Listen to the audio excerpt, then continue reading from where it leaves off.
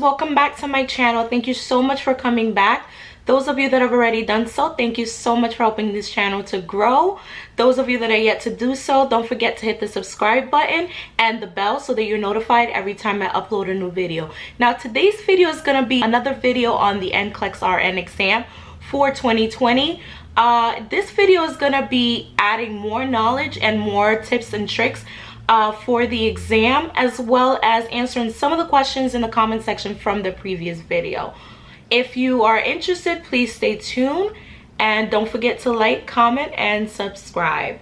So the first thing that I want to say is, I noticed some of you were asking certain questions in the comment section from the last video. I am currently a BSN RN. Now that we've straightened up everything, let's get right into this video. So the first thing I wanted to talk about in this video is about the Mark Klimek audio. So most of you are probably already familiar with Mark Klimek. He is amazing. He has some really good audios out there that will help put some things into perspective. There's about 10 of them audios of the audio circulating, and those audios are on maternity and pediatrics, med surg, just fluid and electrolyte. So what the Klimek video does is it gives you different tips and tricks on how to remember certain things that tend to be a little bit trickier to remember, such as respiratory acidosis, metabolic acidosis, knowing when to use Pitocin and when to use magnesium sulfate. Also, my recommendation for the Klimek videos, I don't recommend that you pick a study block that you're studying in and sit down just to say you're going to listen to these audios. I prefer to listen to these audios when I'm doing chores that I must do. So those chores will be like laundry, cooking, cleaning, vacuuming, you know, just the basic house chores, or in some cases commuting. So you just pop a headphones in so that you can maximize the sound, so that whatever you're doing does not you know, the sounds from whatever you're doing does not interfere.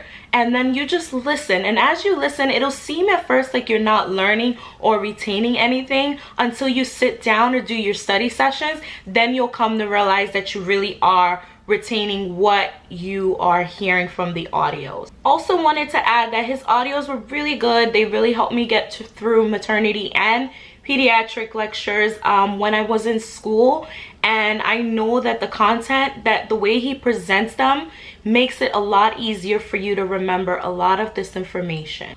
He also goes over certain topics that include like the different developmental stages in the pediatrics in the pediatric patient, which there's a lot, and sometimes it's hard to sort of remember some of these stages. So having his audios really helped me to put things into perspective and made the information stick in my mind a little bit better. So I wanted to clarify in this video that the reason why I prefer Uworld over Kaplan is because the rationale section for Uworld is very extensive and very detailed.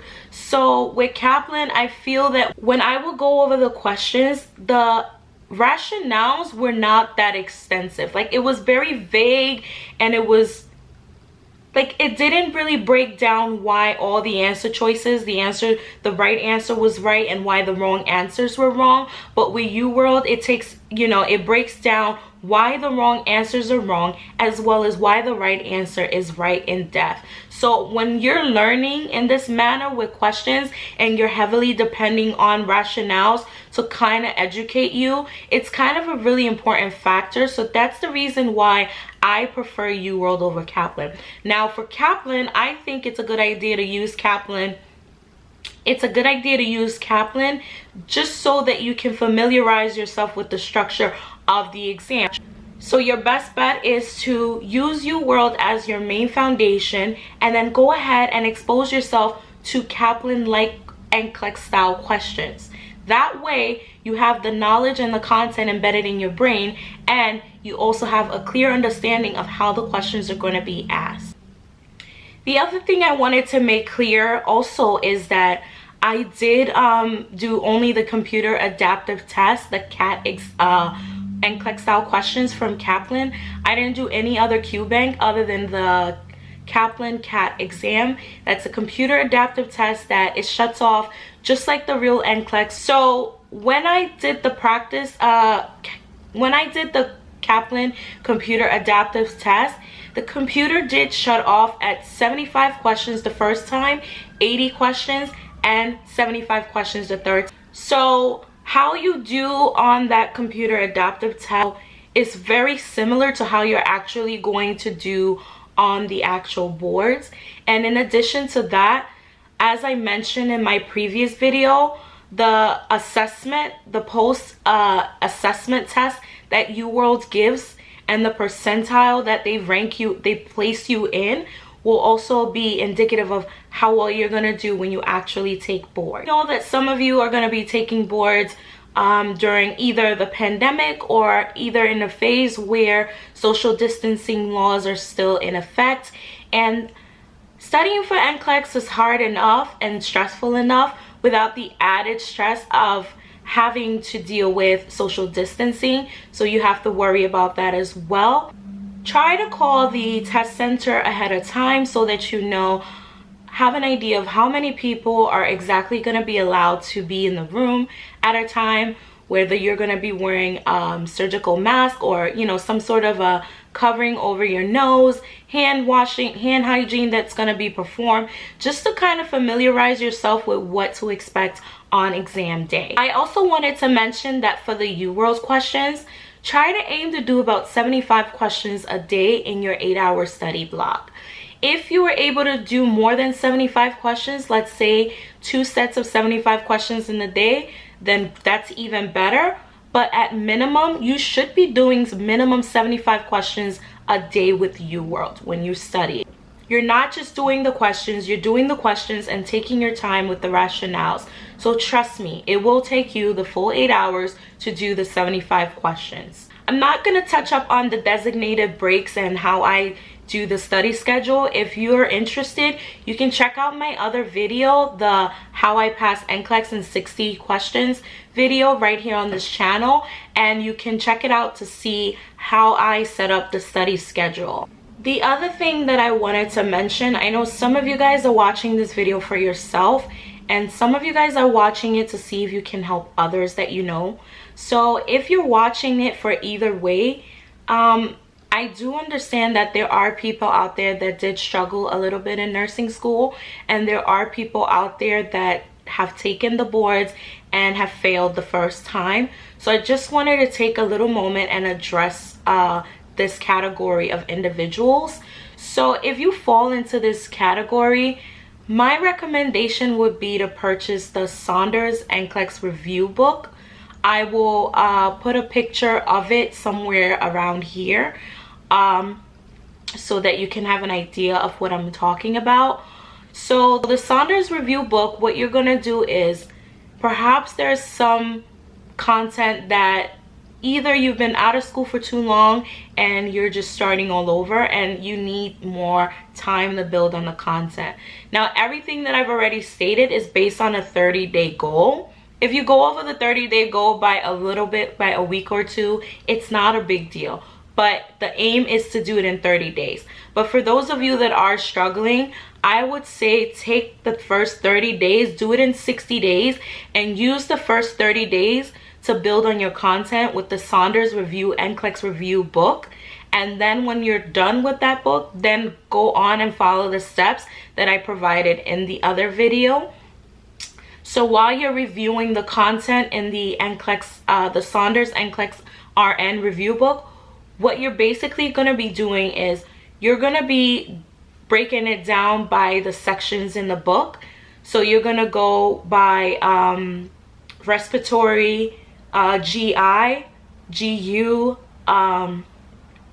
cardiac, and then you're going to break everything down in that order. So you're going to read the book, and then each chapter has questions. So when you're done doing the questions in the book, you go ahead and the book, buy the hard copy of the book, because it comes with a scratch off so that you get access to a whole bank online on the Evolve Elsevier website. So what you're gonna do is you're gonna register for the Evolve website, and then you're gonna get access to more questions on the Uworld website, so that after you're done doing this process, you can go ahead and start the Uworld questions just to start preparing for boards. Once again, I always minimize the time, and the reason why I always lower the time is because you start to forget as time goes on. The longer you wait, the more you forget. So my recommendation will be that you definitely try to do this in 30 days if possible. Write it down, write a schedule down so that you take accountability for your actions. So now you've studied and you feel that you're ready, you're performing well, you feel that you're ready, so you stick to your exam date. If it's almost time and you feel that you're ready a little sooner, you have the option to move your exam date up. If you feel that you're not ready and you need a little more time, push it out 2 weeks. I wouldn't recommend more than 2 weeks. Do it in increments of 2 weeks at a time.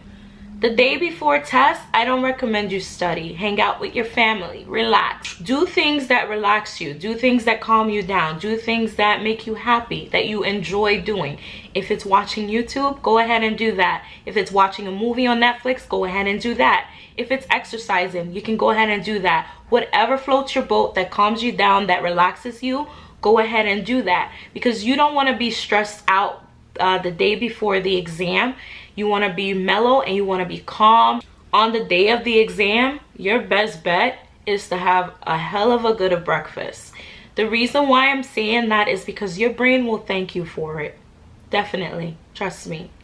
Because when you're sitting down and you're thinking critically for so long, even if it's just an hour, you start to get hungry, your brain will start to wander if you don't eat properly. So if you're one of those that you think that you don't eat before an exam, please do eat.